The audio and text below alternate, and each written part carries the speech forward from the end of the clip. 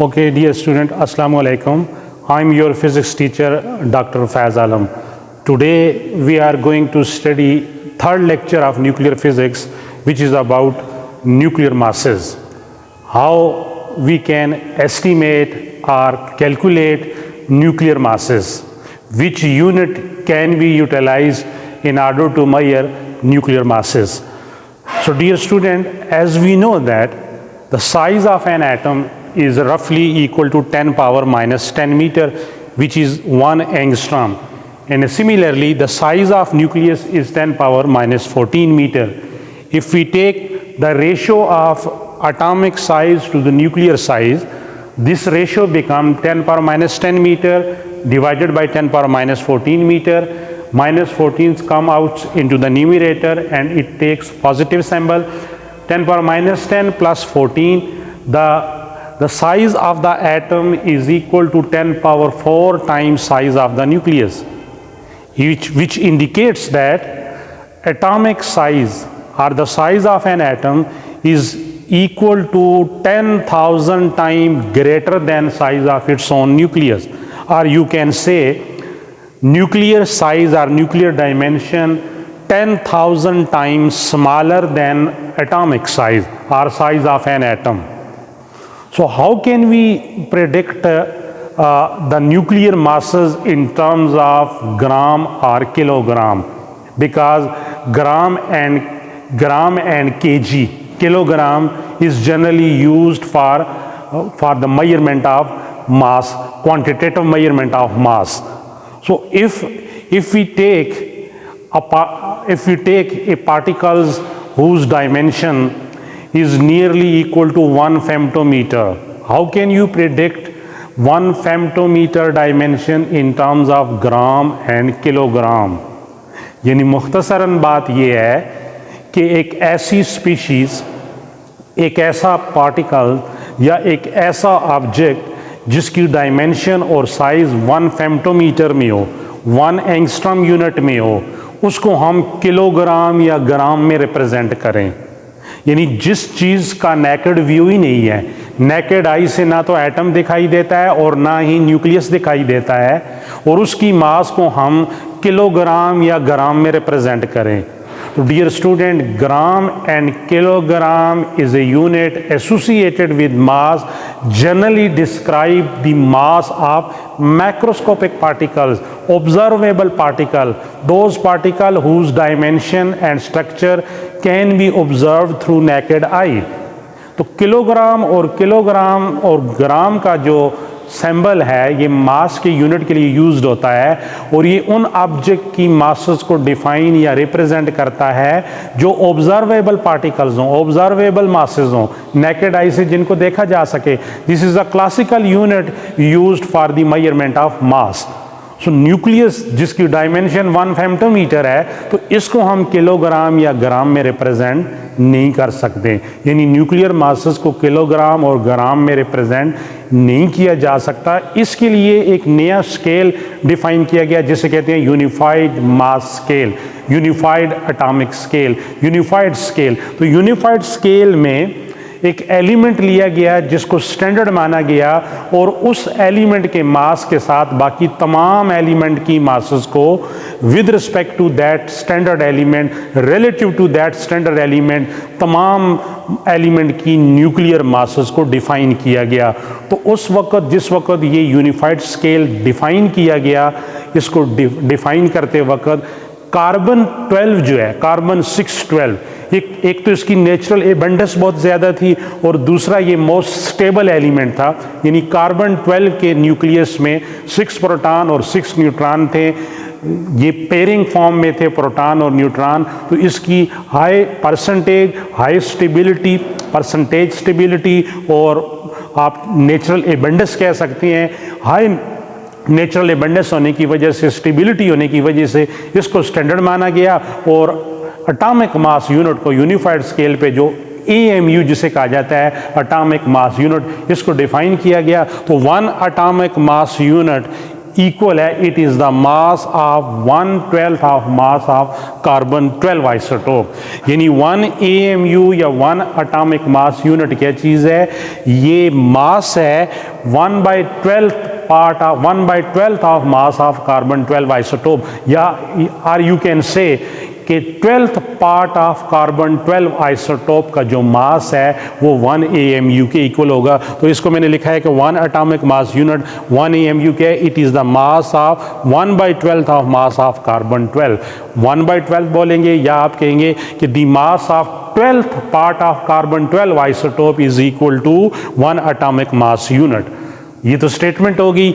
अब we know that कि किसी भी एटम के किसी भी एलिमेंट के एटॉमिक मास या मॉलिक्यूलर मास को जब आप मोल्स में रिप्रेजेंट करते हैं तो 1 mole of any substance contain equal and constant number of Avogadro number 6.02 10^23 ये उसकी न्यूमेरिक वैल्यूज होती है। तो अगर मैं कार्बन का जो एटॉमिक मास यूनिट है इसको ग्राम में रिप्रेजेंट करता हूं तो कार्बन 12 AMU ये ग्रामों में जब रिप्रेजेंट होगा तो 12 AMU equal to 12 gram which contains 1 mole and 1 mole of carbon 12 gram is equal to 6.02 10^23 atoms. तो यहाँ से अगर मैं किलोग्राम में जाता हूँ 12 ग्राम 6.02 10^23 एटम्स देते हैं तो 12 kg कितने देंगे, तो 12 kg में 10^3 ऐड कर लें, मजीद इसको ऐड करेंगे तो 10^23 10^26 एटम्स हो जाएंगे। सो 12 kg of carbon contain 6.02 10^26 atoms. अब इसको यूं लिखा जाएगा, mass of 6.02 10^26 atom of carbon 12 contain 12 kg, यानी 12 kg सैंपल के अंदर कार्बन के 12 kg के अंदर कितनी मास आएगी इन terms of atom 6.02 10^26 atoms of carbon 12। तो कार्बन 12 के 6 और उसके आगे 26 जीरो लगा दें, 6 के आगे 26 जीरो लगा दें तो ये इतने एटम्स जो होंगे ये हम सोच नहीं सकते हैं, इमेजिन नहीं कर सकते हैं कि कितने एटम्स बनते हैं। तो इन तमाम एटम्स का जो मास होगा वो 12 kg के इक्वल आ जाएगा।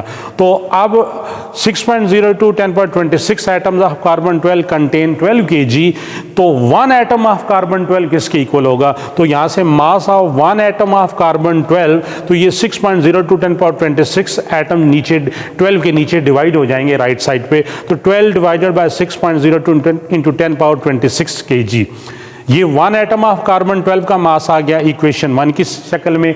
जबकि we want to measure the mass of 1 AMU 1 atomic mass unit, so mass of 1/12 of carbon 12 क्या होगा, 1 एटम्स ऑफ कार्बन 12 का मास इक्वेशन 1 बता रही है, तो मास ऑफ 1/12 ऑफ कार्बन 12 क्या होगा, तो ये 1/12 मल्टीप्लाई होगा 1 एटम ऑफ कार्बन 12 के मास से, जो कि इक्वेशन 1 में है 12 डिवाइडेड बाय 6.02 10^26।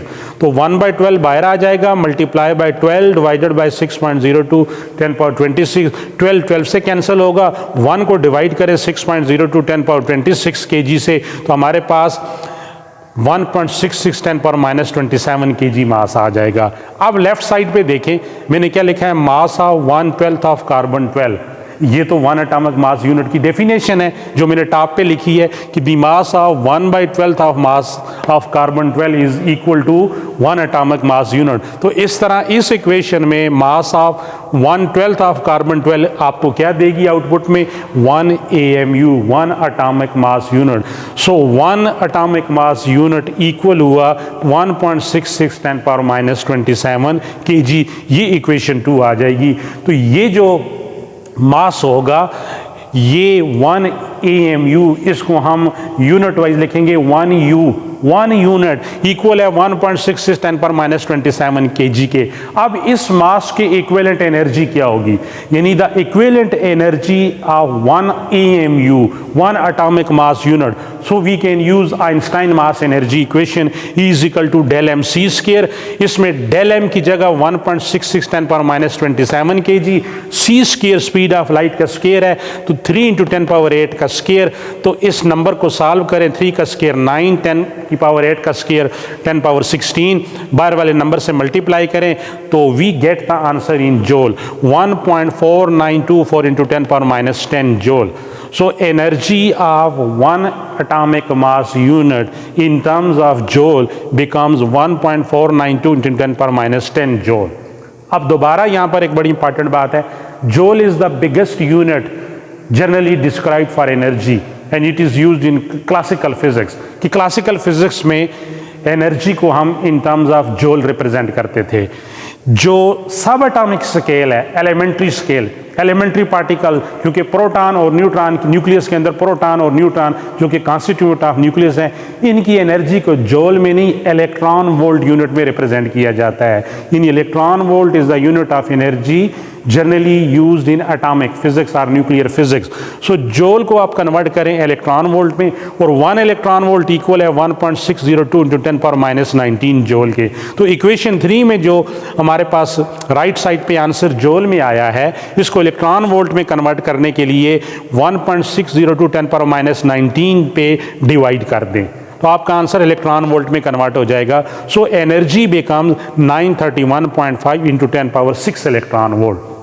अब ये जो 10 power 6 है, क्लासिकल फिजिक्स में इसको मेगा पढ़ा जाता है, लेकिन याद रख लो एटॉमिक फिजिक्स और न्यूक्लियर फिजिक्स में ये नंबर 10 power 6 जो है ये अनाउंस होगा इन टर्म्स ऑफ मिलियन। तो हम इसे कहेंगे 931 मेगा इलेक्ट्रॉन वोल्ट नहीं पढ़ेंगे, हम पढ़ेंगे 931 million electron volt. Magnitude same होगा 10 power 6 ही, लेकिन जिस तरह मैंने कहा है ना कि किलोग्राम और ग्राम जो है ये क्लासिकल फिजिक्स में मास का यूनिट है। हम न्यूक्लियर के मास को किलोग्राम और ग्रामों में रिप्रेजेंट नहीं कर सकते हैं, हमने यूनिफाइड स्केल पे एटॉमिक मास यूनिट का कंसेप्ट दिया।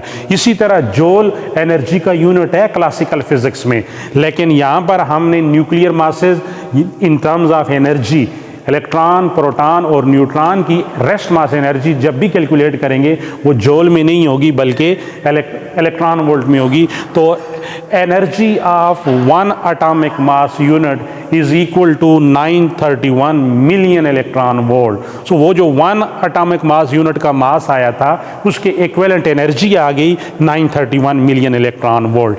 तो इस तरह ये जो दो हमारे पास कन्वर्जन रिलेशंस आ गए हैं इन टर्म्स ऑफ मास और इन टर्म्स ऑफ एनर्जी, इनको यूटिलाइज करके we can calculate rest mass energy of electron, proton as well as neutron, alpha particle और अदर जितने भी एलिमेंट्री पार्टिकल्स हैं उनकी मासेस को in terms of unified scale और उनकी रेस्ट मास एनर्जी को कैलकुलेट कर सकते हैं। तो 3-4 मैंने कैलकुलेट किए हैं, वो ज़रा आप देख लें।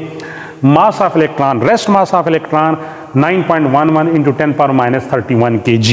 अब सबसे पहले kg को एटॉमिक मास यूनिट में कन्वर्ट करना है फ्रॉम इक्वेशन 2। इक्वेशन 2 में देखें 1 AMU 1.6 10 power minus 27 kg के इक्वल है। तो यहाँ से kg को 1 kg किसके इक्वल लगा, तो ये kg के साथ जो नंबर मल्टीप्लाई हो रहा है ये दूसरी तरफ जाके डिवाइड हो जाएगा। तो from equation 2 1 kg 1/1.66 into 10 power minus 27 AMU। तो ये कन्वर्जन रिलेशन आ गया। अब जो भी इलेक्ट्रॉन की मास होगी किलोग्राम में हम इस नंबर पे डिवाइड करेंगे तो वो इन terms of unified scale AMU में आंसर देगा। तो 9.11 10 power minus 31 divided by 1.6 into 10 power minus 27, तो ये हमारे पास आ जाता है 0.000548 यूनिट। सो जिस तरह आप लोगों ने इलेक्ट्रॉनिक मास बहुत बेसिक क्लासेस से 9.11 10 power minus 31 kg की फॉर्म में मेमोराइज की हुई है, याद की हुई है, तो अब इन terms of unified scale electron का जो रेस्ट मास होगा 0.00054 यूनिट, 0.00054 यूनिट। अब इस मास के corresponding rest mass energy associated with electron क्या होगी? Rest mass energy associated with electron, क्योंकि 1 AMU की एनर्जी 931 मिलियन इलेक्ट्रॉन वोल्ट है, तो इतने यूनिट की क्या होगी? 0.00054 यूनिट की क्या होगी? तो वो 1 AMU वाली एनर्जी जस्ट इसके साथ मल्टीप्लाई कर लें तो rest mass energy of electron 0.0000548 multiply by 931.5 MeV, तो ये आ जाती है 0.511 million electron volt. So rest mass energy associated with electron is 0.5 just a 0.5 million electron volt, यानी ये हाफ मिलियन इलेक्ट्रॉन वोल्ट की इक्वल आ रही है। 1 MeV का हाफ कर ले 50%, तो 0.5, ये याद रखने के लिए आसानी होगी। तो एक चीज़ और आप यहाँ जहन में रखें, rest mass energy associated with electron, इससे मुराद ये नहीं है कि इलेक्ट्रॉन स्टेट ऑफ रेस्ट पे है, just like book laying on the table, chair laying on the roof. Rest mass energy से मुराद ये है कि ये वो एनर्जी है जिस एनर्जी के साथ इलेक्ट्रॉन न्यूक्लियस के बाहर ऑर्बिट में अंडर नॉर्मल सर्कमस्टांसेस रिवॉल्व कर रहा है, और उसको न्यूक्लियर की फोर्स, कोलम्बिक फोर्स जो है वो सेंट्रीपिटल फोर्स प्रोवाइड कर रही है। किसी किस्म का रिलेटिविस्टिक इफेक्ट नहीं है, हमने कोई इलेक्ट्रिक फील्ड, मैग्नेटिक फील्ड नहीं अप्लाई की हुई। नॉर्मल सर्कमस्टांसेस में एटम के अंदर जिस एनर्जी के साथ इलेक्ट्रॉन रिवॉल्व करता है, this is called rest mass energy associated with electron, और जो मास होता है उसका, उसे कहते हैं रेस्ट मास ऑफ इलेक्ट्रॉन, जो कि 0.0005 यूनिट है। तो ये चीज़ें याद रह जाएंगी। इसी तरह रेस्ट मास ऑफ प्रोटॉन और न्यूट्रॉन, यानी न्यूक्लियस के अंदर प्रोटॉन और न्यूट्रॉन अपनी अपनी पर्टिकुलर स्टेट्स में जो स्पिन कर रहे हैं, जो मास उनके पास है दैट इज कॉल्ड रेस्ट मास, और जिस एनर्जी के साथ वो स्पिन कर रहे हैं that is called rest mass energy associated with proton and neutron. तो इन दोनों की भी, प्रोटॉन और न्यूट्रॉन का mass in terms of unified scale और रेस्ट मास एनर्जी कैलकुलेट करती हैं। तो rest mass of proton 1.6726 into 10⁻27 kg। फिर इसको यूनिफाइड स्केल में कन्वर्ट करने के लिए 1.66 10⁻27 पे डिवाइड करें तो 1.007 यूनिट। तो rest mass of proton is equal to 1.007 unit. ये नंबर याद रखना ज़्यादा रिलेटिवली इजी है as compare to power fraction, क्योंकि पावर में 10⁻27 -31 ये सारे याद रखना मुश्किल होती हैं। तो अब रेस्ट मास ऑफ प्रोटॉन जो है 1.007 यूनिट। तो इसके करस्पॉन्डिंग रेस्ट मास एनर्जी क्या होगी, इसी 1.007 यूनिट को 931.5 MeV से मल्टीप्लाई करें तो 938 million electron volt. Rest mass energy of proton is 938 million electron volt. अब न्यूट्रॉन इससे स्लाइटर ग्रेटर मास रखता है, वेरी स्लाइट, थोड़ा सा डिफरेंस आ जाएगा। तो rest mass of neutron 1.6749 10⁻27 kg। इसको यूनिफाइड स्केल में AMU में कन्वर्ट करने के लिए फिर 1.66 10⁻27 पे डिवाइड किया तो 1.008 यूनिट। ऊपर देखें, रेस्ट मास ऑफ प्रोटॉन 1.007 और ये आ रहा है 1.008 यूनिट, जस्ट एक फ्रैक्शन का डिफरेंस आ रहा है। अब इसके करस्पॉन्डिंग रेस्ट मास एनर्जी क्या होगी, 1.008 इंटू 931.5 MeV। तो ये नंबर आ जाएगा rest mass energy of neutron 939 MeV। तो इस तरह rest mass energy of proton 938 MeV, rest mass energy of neutron 939, एक नंबर का इंक्रीमेंट डाल दें। और इलेक्ट्रॉन की रेस्ट मास एनर्जी देखें 0.51 मिलियन इलेक्ट्रॉन वोल्ट। यूनिट सबका सेम है, लेकिन इलेक्ट्रॉन की रेस्ट मास एनर्जी बहुत कम है as compare to rest mass energy of proton and neutron. उसका रीज़न ये है कि प्रोटॉन और न्यूट्रॉन ऑलमोस्ट इलेक्ट्रॉन की निस्बत 1836 टाइम मैसिव हैं, यानी प्रोटॉन और न्यूट्रॉन का मास 1836 टाइम ग्रेटर है as compare to mass of electron. तो उनकी रेस्ट मास एनर्जी भी क्या आ गई, ज़्यादा आ गई है। इसी तरह एक और बड़ा फेमस पार्टिकल है अल्फा पार्टिकल, जिसे हम कहते हैं helium nucleus. Doubly positive helium nucleus जो है ये अल्फा पार्टिकल है। ये भी न्यूक्लियर फिजिक्स में यूज़ होगा। तो यूनिफाइड स्केल में इसका मास भी मेजर करती हैं, मास ऑफ हीलियम 24। हीलियम 24 ये हीलियम न्यूक्लियस है, यानी जिसको अल्फा पार्टिकल कहते हैं। तो mass of alpha particle 6.64 10⁻27 kg।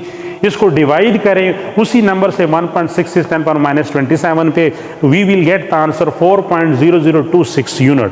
तो this is mass of alpha particle in unified scale. अब what will be the energy associated with this mass. तो rest mass energy of alpha particle यही जो 4.0026 है, इसको 931.5 से मल्टीप्लाई करें तो we will get the answer 3728 MeV। तो अल्फा पार्टिकल का जो रेस्ट मास एनर्जी है 3728 MeV ये आ रही है। लेकिन याद रख लें, अल्फा पार्टिकल जब डिफरेंट न्यूक्लियाई से एमिट होता है तो उसका एक कंटिन्यूस स्पेक्ट्रम बनता है, उसकी काइनेटिक एनर्जी वेरी करती है और उसकी एक रेंज है 4 MeV अप टू 10 MeV, वो डिफरेंट रेंज होगी kinetic energy of alpha particle जब ये न्यूक्लियस से डिके होगा। तो this is rest mass energy of alpha particle in terms of unified scale. तो ये एक लाइट सी डिस्कशन थी जिसको हम यूटिलाइज करेंगे। अब नेक्स्ट लेक्चर में हम इन मासेस को एक्सपेरिमेंटली मेजर करेंगे। सी यू अगेन।